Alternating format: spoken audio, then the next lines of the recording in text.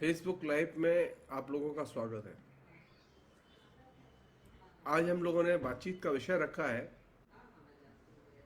PM Modi संसद में झूठ बोलकर आनंद कैसे लेते हैं। आमतौर पर होता ही है कि संसद के अंदर कोई भी मंत्री हो, प्रधानमंत्री हो, वो ऑफिशियली झूठ में मजा नहीं लेता, झूठ नहीं बोलता। लेकिन नरेंद्र मोदी ने एक विलक्षण कल्चर पैदा की है और वो कई साल से है। पिछले साल का भी उनका इसी डेट के आसपास, यानी भाषण आप देखिए तो उसमें भी ये बीमारी थी जो इसमें है कि उन्हें झूठ बोलने में मजा आता है और वह झूठ बोल के आनंद लेते हैं। ये एक गंभीर चिंता की चीज है कि प्रधानमंत्री झूठ बोल के आनंद कैसे ले सकता है।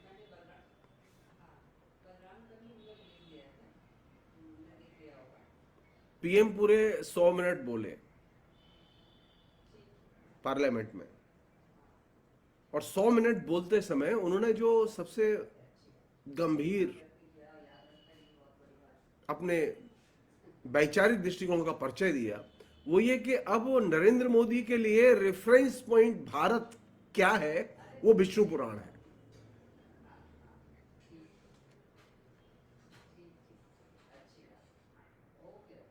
हम विनम्रता से ये बात कहना चाहते हैं कि भारत एक नेशन स्टेट है और नेशन स्टेट का जो कॉन्सेप्ट है वो हमारे संविधान ने हमको दिया है। विष्णु पुराण में क्या लिखा है, मत्स्य पुराण में क्या लिखा है, रामायण में क्या लिखा है भारत के बारे में, इसके आधार पर भारत का नक्शा नहीं बनाया गया और भारत का संविधान नहीं बनाया गया। प्रधानमंत्री के रेफरेंस पॉइंट में विष्णु पुराण के आने का मतलब यह है कि नरेंद्र मोदी के लिए रेफरेंस पॉइंट के तौर पर, एक संदर्भ ग्रंथ के तौर पर संविधान में व्याख्यायित नेशन स्टेट की धारणा एकदम अप्रासंगिक है और यह सबसे बड़ी चिंता की चीज है।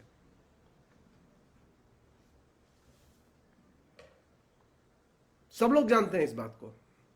ऐसा नहीं था संविधान सभा के लोग नहीं जानते थे कि पुराणों में क्या लिखा हुआ भारत के बारे में।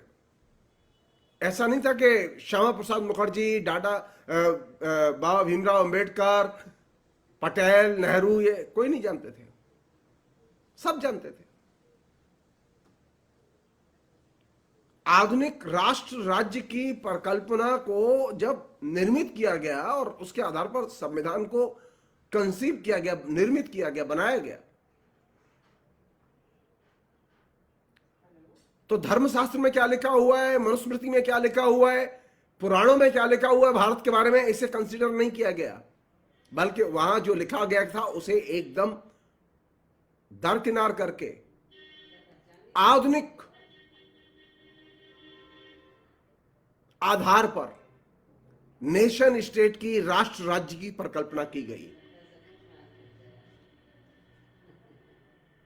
हमारे यहां राष्ट्र राज्य की परिकल्पना में आधार है नागरिक, जनता, और विष्णु पुराण में भारत की परिकल्पना में आधार है धर्म। ये बहुत ही शर्मनाक है कि राष्ट्र राज्य की परिकल्पना को जो कि संविधान व्याख्यायित करता है, परिभाषित करता है, पूरी संविधान सभा की बहस जिस पर चलती है, नरेंद्र मोदी उस पूरी की पूरी बहस को उस जगह ले जाते हैं जहां किसी जमाने में फंडामेंटलिस्ट ले जाते थे। भारत की सीमाएं क्या हैं, भारत कैसा है, भारत कहां तक फैला हुआ था, इसका रेफरेंस पॉइंट आज न तो अशोक का समय हो सकता है, न आज उसका रेफरेंस पॉइंट विष्णु पुराण या श्रुति, स्मृति या धर्मशास्त्र हो सकता है। बल्कि उसका रेफरेंस पॉइंट और एकमात्र प्रामाणिक रेफरेंस पॉइंट जिस पर हिंदुस्तान की जनता एकमत है वह है भारत का संविधान।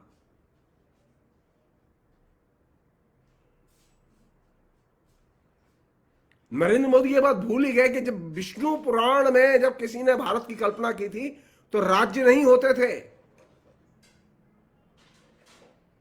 रजवाड़े होते थे, राजा होते थे, राज्य नहीं होते थे, भगवान था। केंद्र और राज्य और राज्यों में की जो है सत्ता की स्वीकृति, राष्ट्र राज्य की अवधारणा के तहत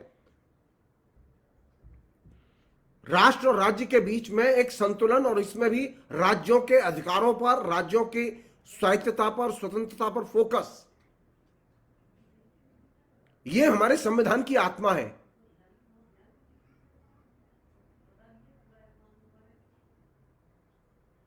नरेंद्र मोदी पूरी की पूरी डिबेट को, जिसको के बाई चांस की बात थी कि राहुल गांधी ने अपने भाषण में उठाया था, और राहुल गांधी ने जो बात उठाई थी मैं उसके डिटेल्स में नहीं जाना चाहता, जो उसकी बेसिक स्पिरिट है मैं उसकी तरफ ध्यान खींचना चाहता हूं। नरेंद्र मोदी के भाषण की जो बेसिक स्पिरिट है वो ये है कि भारत को कहां से देखो, विष्णु पुराण के आधार पर देखो। विष्णु पुराण में लोकतंत्र की व्यवस्था है, विष्णु पुराण में चुनाव की, लोकसभा की, विधानसभा की व्यवस्था है? नहीं है। लोकसभा का चुनाव लड़ेंगे, विधानसभा का चुनाव लड़ेंगे, उत्तर प्रदेश में विधानसभा का चुनाव लड़ेंगे और रेफरेंस पॉइंट विष्णु पुराण होगा। इसे कहते हैं बहुसंख्यकवादी राजनीति का एजेंडा फिक्स करना। उत्तर प्रदेश की जो आज छवि आप देख रहे हैं, यह उत्तर प्रदेश विष्णु पुराण की कल्पना में नहीं था। उत्तर प्रदेश नाम एग्जिस्ट नहीं करता था। भारत के जो आधुनिक राज्य देख रहे हैं आप, नरेंद्र मोदी को पलट के सोचना चाहिए कि विष्णु पुराण में ये राज्यों के नाम नहीं थे। तो फिर नरेंद्र मोदी को विष्णु पुराण के रेफरेंस की जरूरत क्यों पड़ी? नरेंद्र मोदी को विष्णु पुराण के रेफरेंस की जरूरत इसलिए पड़ी कि नरेंद्र मोदी के लिए हिंदू राष्ट्र की परिकल्पना का जो बीज वपन है, आइडियोलॉजिकल बीज वपन है, उसके लिए पुराण सबसे महत्वपूर्ण लगते हैं। उन्हें हिंदू राष्ट्र की धारणा के प्रचार के लिए वे डायरेक्ट नहीं करते। इस मामले में नरेंद्र मोदी इंटेलिजेंट है, वो डायरेक्ट हिंदू राष्ट्र की बात नहीं करते, लेकिन उनका जो हिंदू राष्ट्र वो आता है विष्णु पुराण की आड़ में। आधुनिक राष्ट्र राज्य जिसे हम लोग भारत कहते हैं, एक एकीकृत भारत कहते हैं, विभिन्न भाषाओं, विभिन्न संस्कृतियों, विभिन्न राज्यों, विभिन्न जातीयताओं या नेशनलिटीज के समूह के तौर पर जिसे हम राष्ट्र की परिकल्पना में देखते हैं, उस आधुनिक भारत को कंसीव किया गया संविधान के जरिए और संविधान सभा के जरिए, और इसकी परिकल्पना बनी स्वाधीनता आंदोलन के दौरान। दुर्भाग्य की बात है, नरेंद्र मोदी के जो पूर्वज थे आरएसएस के लोग, वो संविधान को नहीं मानते थे और संविधान के बारे में उनकी कोई समझ नहीं थी। वे आधुनिक राष्ट्र राज्य की परिकल्पना को भी नहीं मानते थे, उनकी कोई भूमिका नहीं थी। वे हमेशा पौराणिक दंत कथाओं में और पौराणिक किंवदंतियों में ही भारत को देखते रहे और भारत के नागरिकों को देखते रहे।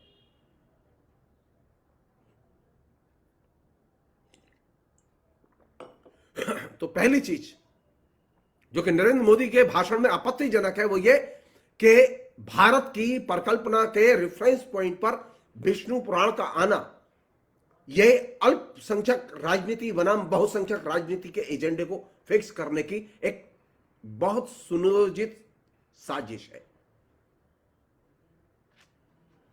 संसद में जो बहस हो रही है उसका इस तरह से बहुसंख्यक बात के एजेंडे के लिए इस्तेमाल करना, यह अच्छी बात नहीं है।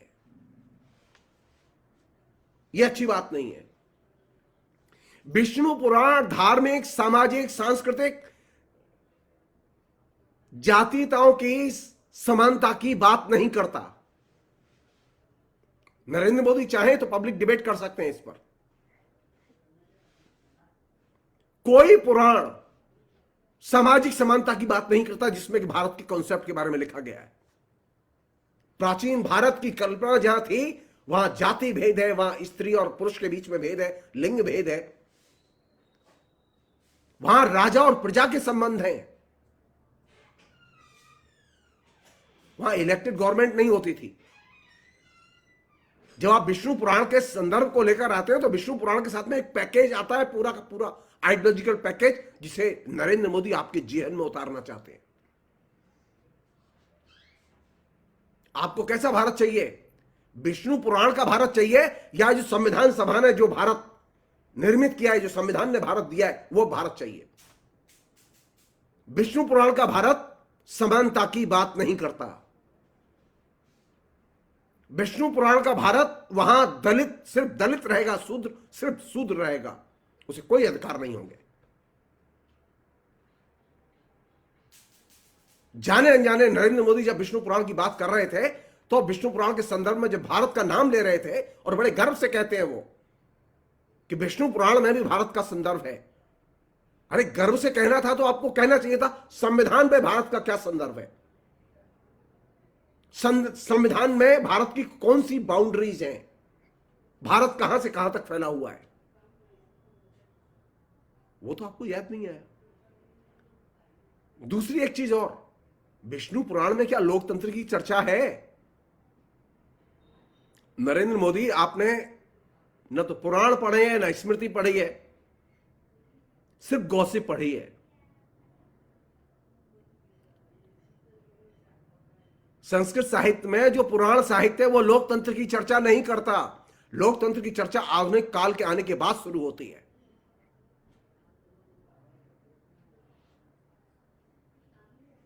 लोकतंत्र की परिकल्पना के बिना आप संविधान की परिकल्पना के बारे में सोच नहीं सकते, और लोकतंत्र की परिकल्पना के साथ में समानतावादी समाज की परिकल्पना जुड़ी हुई है। ये सारी चीजें विष्णु पुराण में उपलब्ध नहीं है। जिसने भी नरेंद्र मोदी का भाषण लिखा वो परम मूर्ख होगा, और अगर नरेंद्र मोदी ने अपने दिमाग से लिखा है तो वो और भी खतरनाक चीज है। एक अन्य चीज और बहुत इंपॉर्टेंट चीज वो ये कि क्या पौराणिक आख्यानों के आधार पर नेशन स्टेट की डिबेट को चलाया जा सकता है? पौराणिक आख्यानों के आधार पर राष्ट्र राज्य की परिकल्पना को संविधान सभा ने एक स्वर से रिजेक्ट किया है। पौराणिक आख्यानों के आधार पर राष्ट्र राज्य की परिकल्पना सिर्फ हिंदू राष्ट्र का प्रचार करने वाले लोग प्रचारित करते रहे हैं।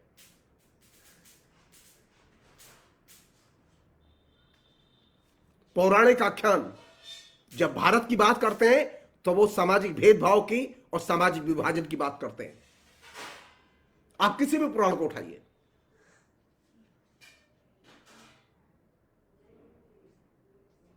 और तो और राजा राममोहन राय जो आधुनिक भारत के उन नायक और सर्वप्रथम नायक माने जाते हैं, उन्होंने इन तमाम पौराणिक दंत कथाओं को, भारत के बारे में बनाई गई तमाम दंत कथाओं को एक सिरे से खारिज किया था। आधुनिक भारत की आधारशिला, आधुनिक भारत का कॉन्सेप्ट जिसने सबसे पहले हमारे सामने पेश किया वो तो राजा राममोहन राय थे, न कि विष्णु पुराण का लेखक। नरेंद्र मोदी को तो यह भी नहीं मालूम कि विष्णु पुराण का लेखक कौन था।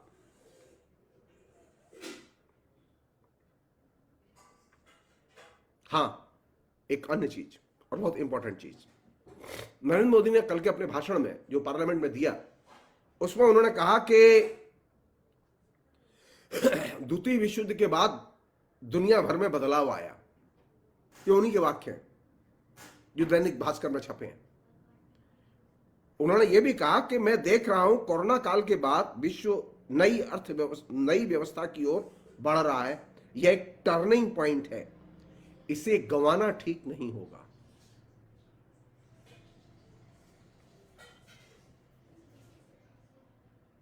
हम नरेंद्र मोदी से सिर्फ इतना कहना चाहते हैं कि भैया थोड़ा सा पॉलिटिकल साइंस, थोड़ा सा राजनीतिक इतिहास, थोड़ा सा राजनीति पढ़ लिया करो।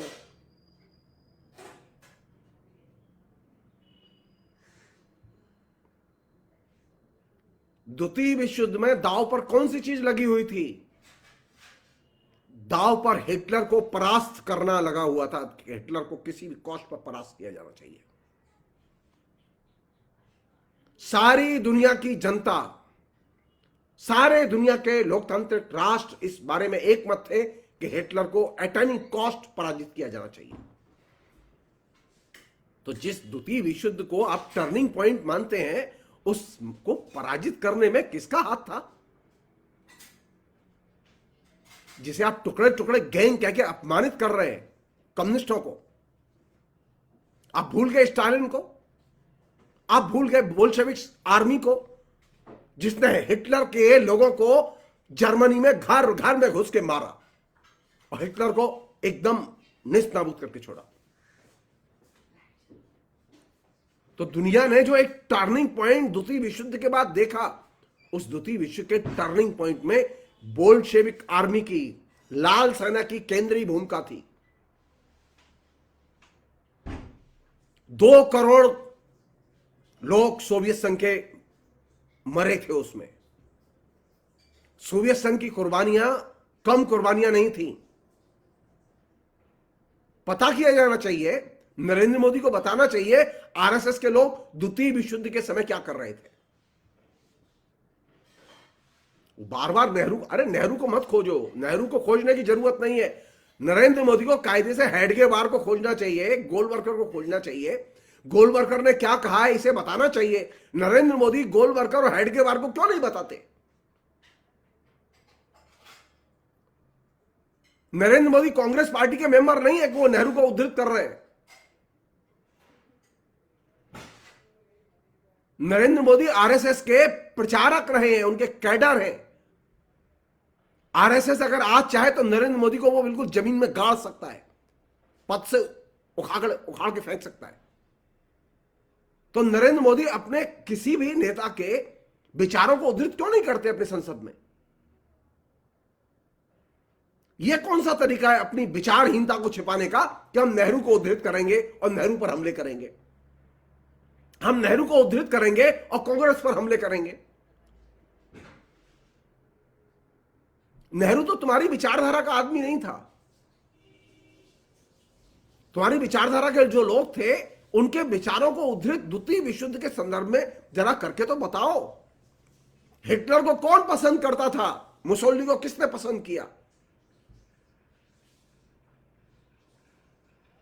और हिटलर और मुसोलिनी को परास्त करने में किनकी बड़ी भूमिका थी? और खासतौर पर द्वितीय विश्व युद्ध में हिटलर को परास्त करने में कम्युनिस्टों की बहुत बड़ी भूमिका थी। एक अन्य चीज, सारी दुनिया में द्वितीय विश्व युद्ध के बाद जो चीज पैदा हुई वही थी नव स्वाधीन देशों का एक तरह से बड़ी संख्या में जन्म हुआ।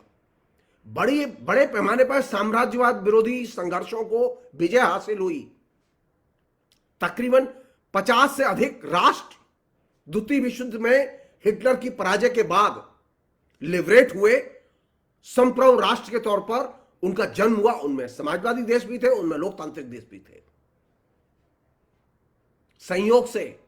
संयोग से किसी भी राष्ट्र ने हिटलर के रास्ते पर जाने का निर्णय नहीं लिया।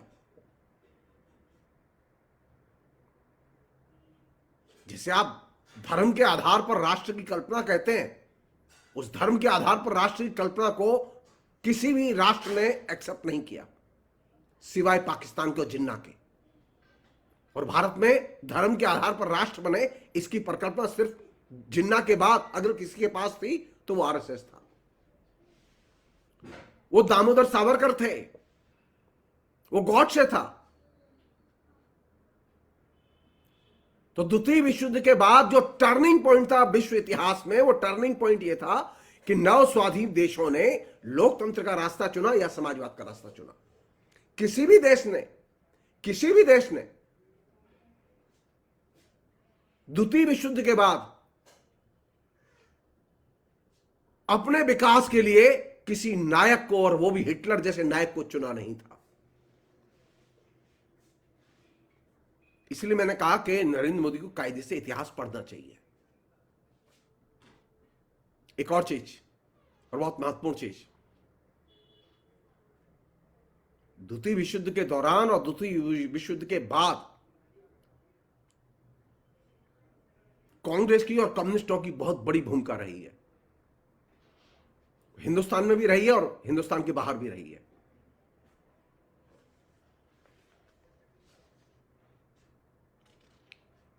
कौन सी चीज थी जो कि कांग्रेस ने सबसे पहले क्रिएट की, जिसका कि नाम नरेंद्र मोदी लेना नहीं चाहते?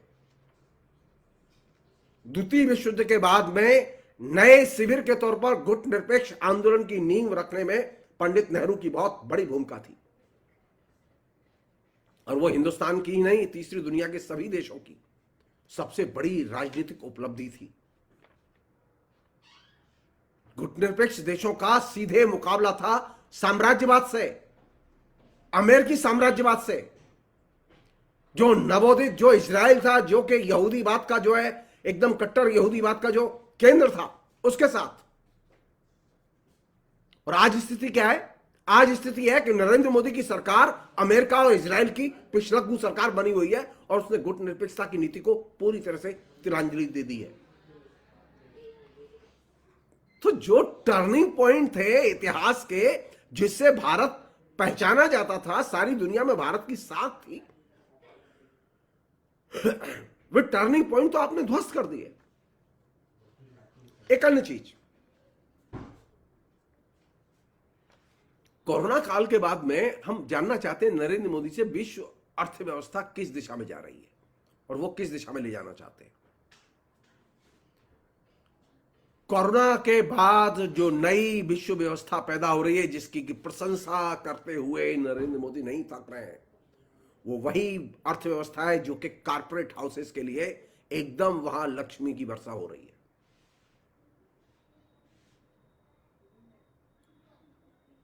साधारण आदमी और ज्यादा गरीबी और पामाली के नर्क में ढकेल दिया गया है। पूरी दुनिया में कोई सुनने वाला नहीं साधारण आदमी की। नरेंद्र मोदी भी सुनने वाले नहीं है, अमेरिका का राष्ट्रपति भी सुनने वाला नहीं है, ब्रिटेन का प्रधानमंत्री भी सुनने वाला नहीं है। नरेंद्र मोदी खुलकर जवाब दें कि क्या वे कोरोना के बाद जो नई विश्व अर्थव्यवस्था पैदा हो रही है, जिसमें बहुराष्ट्रीय कंपनियों और बहुराष्ट्रीय वित्तीय कंपनियों और खासतौर पर फार्मास्यूटिकल इंडस्ट्रीज और दूसरी बहुराष्ट्रीय कंपनियों की जिस तरह से खुली लूट मची हुई है पूरी दुनिया में, वो क्या उसे इंडोर्स करते, उसका समर्थन करते? क्या उन्होंने इस चीज को रोकने के लिए हिंदुस्तान में कोई कदम उठाए? कोरोना पीरियड में भारत की जनता ने फार्मास्यूटिकल इंडस्ट्री को, यहां के अस्पताल उद्योग को, कोरोना पीरियड में भारत की जनता ने 60,000 करोड़ रुपए का पेमेंट दिया है। नरेंद्र मोदी ने 60 पैसे की मदद जनता की नहीं की। नरेंद्र मोदी की सरकार ने किसी भी व्यक्ति को कोरोना पीरियड में जो पीड़ित थे उनको एक क्रोसिन की, पैरासीटामोल की एक डोज तक सप्लाई नहीं दी। और अमेरिका ने, ब्रिटेन ने, जर्मनी ने, स्विट्जरलैंड ने, डेनमार्क ने, तमाम देशों ने अपने प्रत्येक नागरिक को कोरोना काल में आर्थिक मदद प्रति महीने फिक्स की और उसे उसके अकाउंट पर पहुंचाया। नरेंद्र मोदी ने तो लॉकडाउन लगातार बंद, इसके नाम पर जो कुछ लोगों के पास था वो सब उनके खाते से निकाल लिया, सब खर्च करा दिया।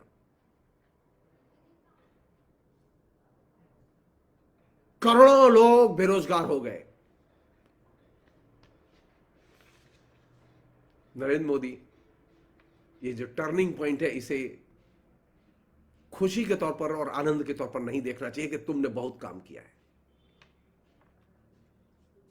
हिंदुस्तान में जो वैक्सीनेशन चल रहा है, जिसमें फ्री वैक्सीनेशन है, नरेंद्र मोदी आपकी यह राय थी कि प्रत्येक नागरिक से वैक्सीन का पैसा लिया जाए।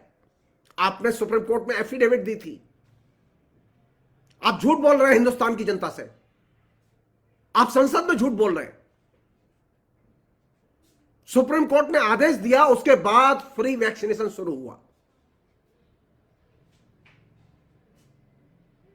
संसद में खड़े होकर झूठ बोलना और यह श्रेय लेना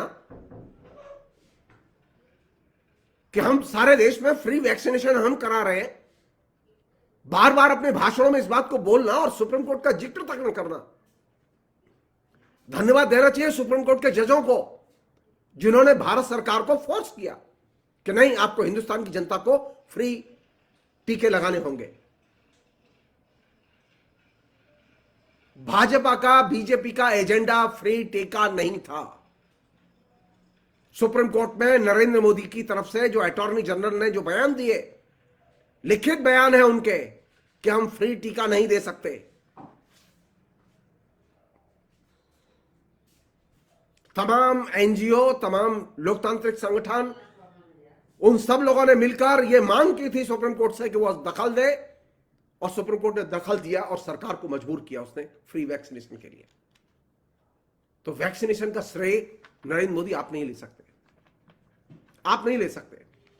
एक अन्य चीज और आखिरी चीज जो कि बहुत जरूरी है, भारत में सिर्फ एक भारत रहता है। भारत में दो भारत नहीं रहते। न हिंदू भारत रहता है, न मुस्लिम भारत रहता है, न ईसाई भारत रहता है, न दलित भारत रहता है।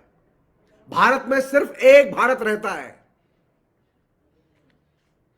मैं नरेंद्र मोदी को, क्योंकि वो पंडित आदमी है, वो शास्त्रों का उद्धरण लेते, मैं उनसे एक अनुरोध करूंगा कि वे, एक प्रसिद्ध लेखक है टॉमस मान, टॉमस मान का एक लेख है जो कि जर्मन विध्वंस, जर्मन लोगों ने किस तरह से सारी दुनिया में विध्वंस मचाया और जर्मनी में कैसे विध्वंस मचाया, इसके प्रसंग में उन्होंने सन 1945 में लाइब्रेरी ऑफ कांग्रेस में उन्होंने एक भाषण दिया था, टॉमस मान ने, और उसका शीर्षक उन्होंने यही रखा था कि जर्मनी एंड द जर्मन। और उससे ही मैंने ये बात ली है। उन्होंने कहा था सिर्फ जर्मनी में सिर्फ जर्मन रहते हैं और कोई नहीं रहता। ये जो आर्य और यहूदी का जो भेद हिटलर ने पैदा किया और उसके बाद में जो विध्वंस लीला शुरू की, यहूदियों का कत्लेआम शुरू किया,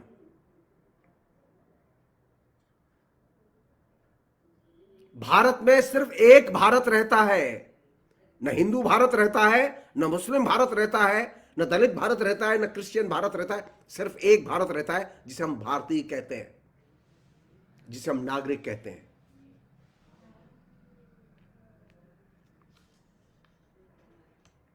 और ये जो एक भारत का सत्य है, इसकी धुरी है मनुष्य।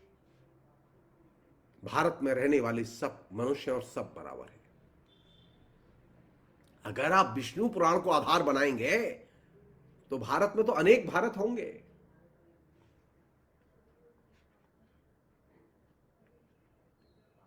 आप जब विष्णु पुराण बनाएंगे और विष्णु पुराण का उल्लेख करेंगे तो जाहिर है कि भारत महान विश्व गुरु, ये तमाम बेवकूफी वाली बातें करेंगे। लेकिन भारत में तो सिर्फ एक ही भारत रहता है।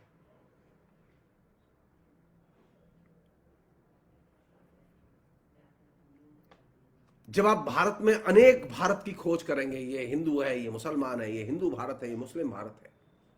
मुसलमानों में भी ऐसे लोग हैं जो मुस्लिम भारत की बात करते हैं, जैसे हिंदुओं में हिंदू राष्ट्र की बात करते हैं, हिंदू भारत की बात करते हैं।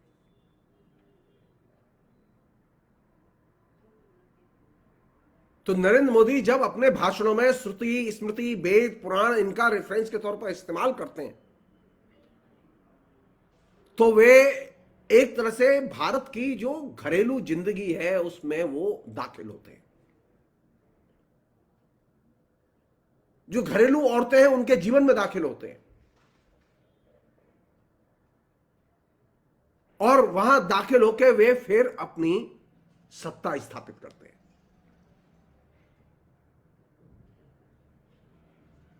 और जब वे अपनी सत्ता स्थापित करते हैं तो वे जनता को अपने पीछे गोलबंद तो करते ही हैं। हर हर मोदी, घर घर मोदी। तो वे दूसरा काम ये करते हैं कि हर हर मोदी बोलो और आराम से निष्क्रिय रहो।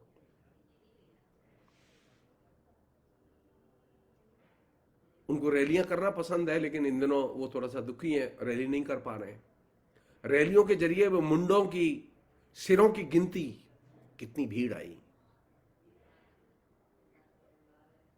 नरेंद्र मोदी ने, संक्षेप में मैं कह रहा हूं ये बात, नरेंद्र मोदी ने 3 बड़े लक्ष्य तय किए हैं, जिनका उन्होंने अपने भाषण में जिक्र नहीं किया, उसे छिपाया है। नरेंद्र मोदी का पहला लक्ष्य है, जो कि पिछले 7 साल से वो कर रहे हैं, वो ये कि विदेश के स्तर पर, विदेश नीति के स्तर पर अमेरिकी इजरायली भक्ति को उन्होंने खूब पल्लवित और पुष्पित किया है। नरेंद्र मोदी हर क्षेत्र में, विदेश नीति के हर क्षेत्र में अमेरिकी इजरायली नीति का अनुसरण कर रहे हैं। नरेंद्र मोदी इसकी चर्चा नहीं करते। दूसरी चीज जो उन्होंने की है वो ये कि बड़े पैमाने पर उन्होंने अपने शासन में मुस्लिम विद्वेष को फलने फूलने दिया है। उन्होंने कोई कैंपेन ऐसा शुरू नहीं किया सरकार की तरफ से। ये उनकी जिम्मेदारी बनती है, संवैधानिक जिम्मेदारी बनती है कि वे मुस्लिम विद्वेष, मुस्लिम नफरत का जो कैंपेन है उसे रोके और जो कैंपेनर है उन्हें जेल में बंद करें। मुस्लिम विद्वेष को लेकर नरेंद्र मोदी का चुप रहना, उनके खिलाफ एक्शन न लेना, यह दूसरा बहुत बड़ा काम है जो कि उन्होंने किया है। थर्ड चीज जो उन्होंने की है, जिसकी वो चर्चा नहीं करना चाहते, वो ये कि उन्होंने हर स्तर पर डिक्टेटरशिप की पॉलिटिक्स को स्थापित किया है, अधिनायकवादी राजनीति को स्थापित किया है। अब मोदी कहे जो सही, बाकी सब गलत। मोदी अब किसी कमेटी की राय नहीं मानते, मोदी किसी संसदीय कमेटी की राय नहीं मानते, मोदी अब संसद के किसी सुझाव को नहीं मानते। मोदी अब जनता से बात करते हैं और सीधे अपने ऑफिस में बात करते हैं।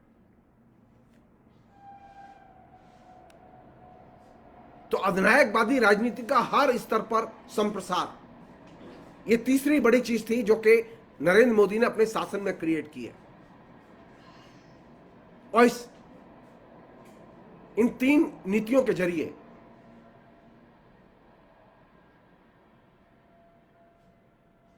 वे अपने तमाम किस्म के जो अपराध हैं,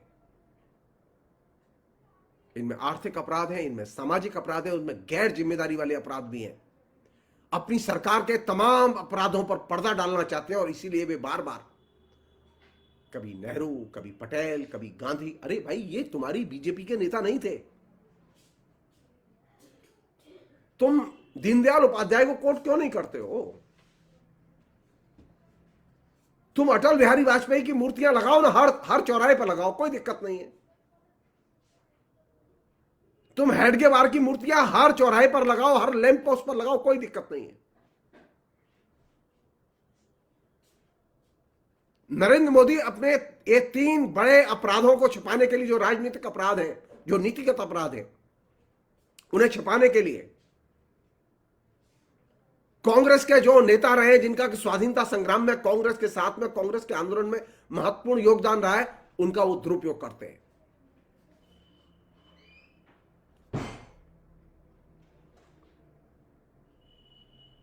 यह बात सच है जो राहुल गांधी ने कल कही थी, भारत विभिन्न राष्ट्रीयताओं का संघ है। यह संवैधानिक सच है। भारत विभिन्न राज्यों का मिला जुला एक गणराज्य है।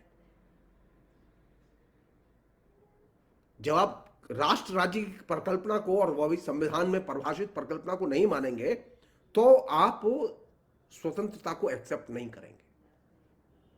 नरेंद्र मोदी की अधिनायकवादी राजनीति इसीलिए खतरनाक है कि कि वह राष्ट्र राज्य के जो संबंध जो संविधान में व्याख्यायित है उसे वो एक्सेप्ट ही नहीं करते, और जब वो उसे एक्सेप्ट नहीं करते तो वे फ्रीडम को भी एक्सेप्ट नहीं करते।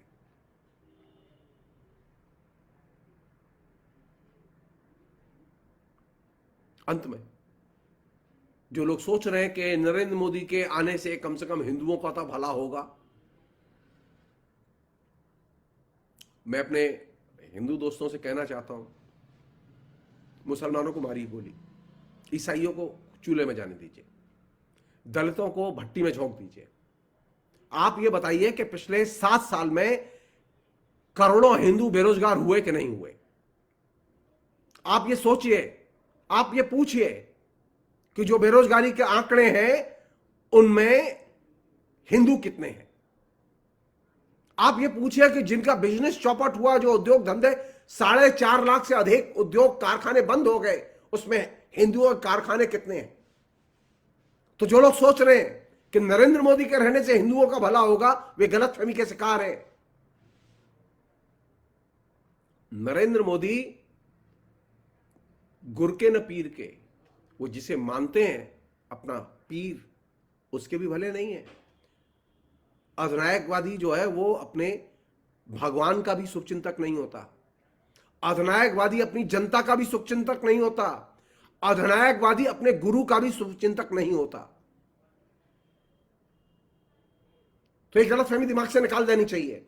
नरेंद्र मोदी के 7 साल के शासन में सुनियोजित ढंग से राज्यों के अधिकारों पर विभिन्न क्षेत्रों में सुनियोजित ढंग से हमले हुए, उसका सिर्फ एक उदाहरण दे रहा हूं मैं।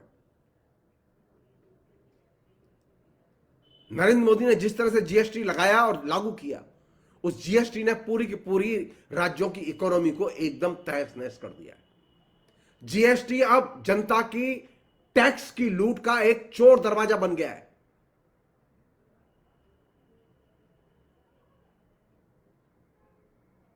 नरेंद्र मोदी उस लूट को रोक नहीं सकते। नरेंद्र मोदी ने वो जानबूझ के वो दरवाजा खोला है जिसके जरिए राज्यों को पामाल किया जाए, क्योंकि जो दुकानदार है वो जीएसटी को केंद्र को भी नहीं दे रहा है, वो राज्य को भी नहीं दे रहा है, वो जीएसटी की चोरी कर रहा है, खुल्लम खुल्ला चोरी कर रहा है। ग्राहकों से जीएसटी के नाम पर वसूली की जा रही है और वो चोरी कर रहे हैं। और यही वो दुकानदार है जो नरेंद्र मोदी का प्रोपेगेंडिस्ट और प्रचारक बना हुआ है।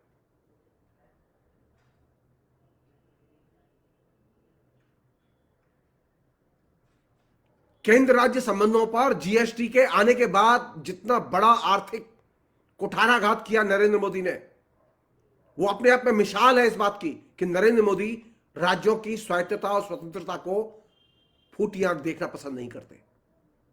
उसका दूसरा उदाहरण बता रहा हूं। नरेंद्र मोदी को दिल्ली की जनता ने एक सिरे से ठुकराया, पूरी ताकत लगाई, लेकिन नरेंद्र मोदी हार गए। क्या दिया गिफ्ट में? गिफ्ट में यह दिया कि दिल्ली के पास में जो उपलब्ध संवैधानिक अधिकार थे वो सब नरेंद्र मोदी ने छीन लिए। भारत, आधुनिक भारत, जिसमें जो राज्य नरेंद्र मोदी को गिनती करके दिए गए थे, उनमें से एक राज्य कम हो गया, जिसे हम लोग कहते हैं जम्मू कश्मीर राज्य। नरेंद्र मोदी प्रधानमंत्रियों की हिस्ट्री में पहले प्रधानमंत्री हैं जिनके शासन में राज्यों की संख्या घटी। जम्मू कश्मीर का राज्य का दर्जा ही खत्म कर दिया गया। और यह नरेंद्र मोदी के जो राज्य विरोधी दृष्टिकोण का एकदम क्लाइमैक्स था। नरेंद्र मोदी को सिर्फ एक छत्र राज्य पसंद है, उन्हें विभिन्न राज्यों की सरकारें पसंद नहीं है। इसलिए नरेंद्र मोदी ने 2 कैंपेन किए हैं। एक कैंपेन क्या किया है? नरेंद्र मोदी ने कैंपेन किया कि जो विपक्ष की सरकारें और राज्य सरकारें, वो भी बोगस सरकारें, बहुत सड़ी सरकारें, जनता में नफरत पैदा की गई है राज्यों के प्रति और राज्य सरकारों के प्रति।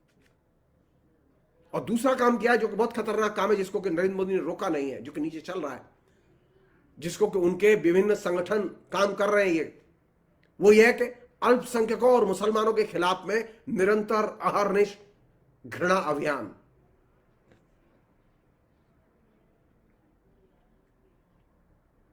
तो राज्यों के खिलाफ घृणा अभियान और अल्पसंख्यकों के खिलाफ घृणा अभियान, ये दो चीजें कॉमन सेंस की तरह हर नागरिक के जेहन में उतार दी गई। राज्य सरकारें बड़ी बोगस होती हैं, राज्य सरकारें बड़ी भ्रष्ट होती हैं। नरेंद्र मोदी कितने अच्छे शासक हैं, जबकि वास्तविकता यह है कि नरेंद्र मोदी और बीजेपी की सरकारें करप्शन के आरोपों में बिल्कुल अकंठ डूबी हुई हैं। नरेंद्र मोदी अपने इन पापों पर पर्दा डालने के लिए, इनसे ध्यान हटाने के लिए वे राज्यों के जो महत्वपूर्ण मुद्दे हैं, राज्यों के हकों के जो महत्वपूर्ण मुद्दे हैं, राज्य की जनता के जो महत्वपूर्ण हकों के मुद्दे हैं, उन पर वो बात ही नहीं करते। वो डाइवर्ट करने के लिए वो तमाम किस्म की वो शेरो शायरी, वो राहुल गांधी पर टिप्पणियां, वो अहीर चौधरी पर टिप्पणियां, ये जो डाइवर्जन की टैक्टिक्स है, या विष्णु पुराण का उदाहरण,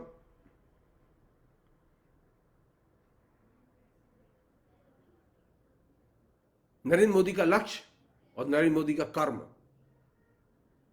नरेंद्र मोदी का लक्ष्य और नरेंद्र मोदी का कर्म यह है कि आतंक और भय के आधार पर जनता को अनुगामी बनाओ।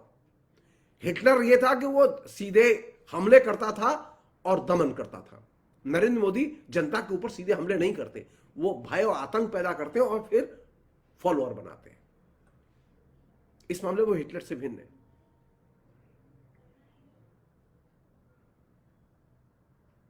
मोदी ने जगह जगह भय और आतंक के जरिए अपने अनुगामी पैदा किए हैं। जरूरत इस बात की है कि मोदी के भय और आतंक से निकला जाए, उसे चुनौती दी जाए।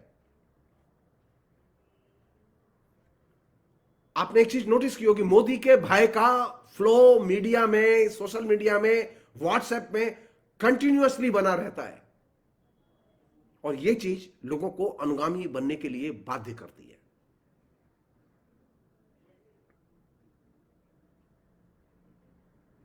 इस अनुगामी बनाने वाले फ्लो में जाहिर है मुसलमान तो टारगेट है ही। वे लोग भी टारगेट होते हैं जिन्हें हम डेमोक्रेट्स कहते हैं, जिन्हें हम विपक्ष कहते हैं। उनको पुलिस के जरिए, सीआईडी के जरिए, सीबीआई के जरिए, ईडी के जरिए तरह तरह से टारगेट किया जाता है, और जो अपराध उन्होंने नहीं किए उन अपराध के लिए उन्हें ही दोषी ठहराया जाता है।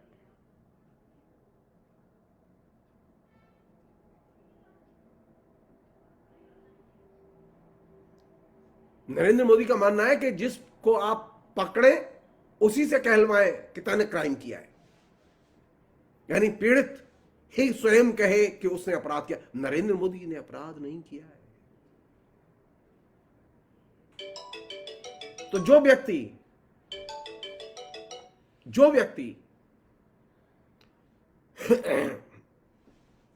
नरेंद्र मोदी के इस गेम प्लान को समझेगा और स्वतंत्रता के पक्ष में खड़ा होगा,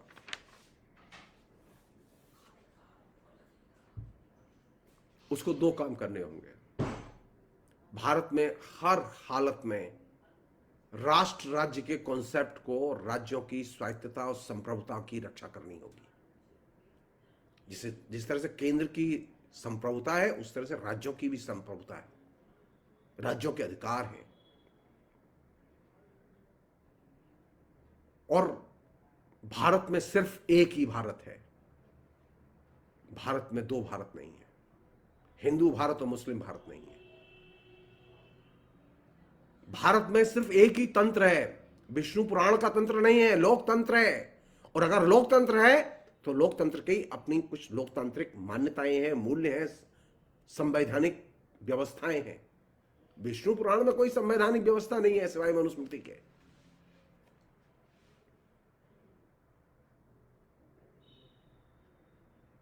तो लोकतंत्र के विकास के लिए जरूरी है कि नरेंद्र मोदी के ये जो अधिनायकवादी जो राजनीतिक एजेंडा है, जिसे कि वे नेहरू के नाम पर, राहुल गांधी के नाम पर और दूसरे तमाम किस्म की मस्खरेबाजी के जरिए वो संसद में और झूठ बोलकर वो छिपाने की कोशिश कर रहे हैं, उसे एक्सपोज किया जाना चाहिए।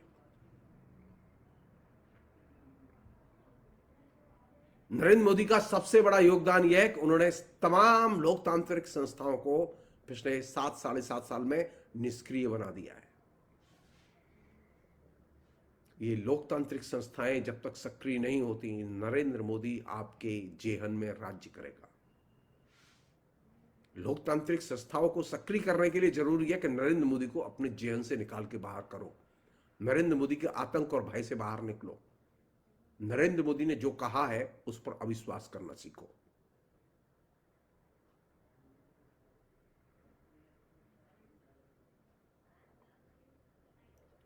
और बुनियादी चीज, भारत में रहने वाला कोई भी व्यक्ति हो, किसी भी जाति का हो, किसी भी धर्म का हो, किसी भी मजहब का हो, अपंग हो, स्वस्थ हो, बीमार हो, स्त्री हो, पुरुष हो, हम सबको प्यार करना सीखें। बच्चे हो, बूढ़े हो, हम सबको प्यार करना सीखें। नरेंद्र मोदी विष्णु पुराण के जरिए विभाजन का एजेंडा हिंदुस्तान में लाना चाहते हैं। इससे सावधान रहने की जरूरत है। फिलहाल इतना ही। बहुत बहुत शुक्रिया। Thank you.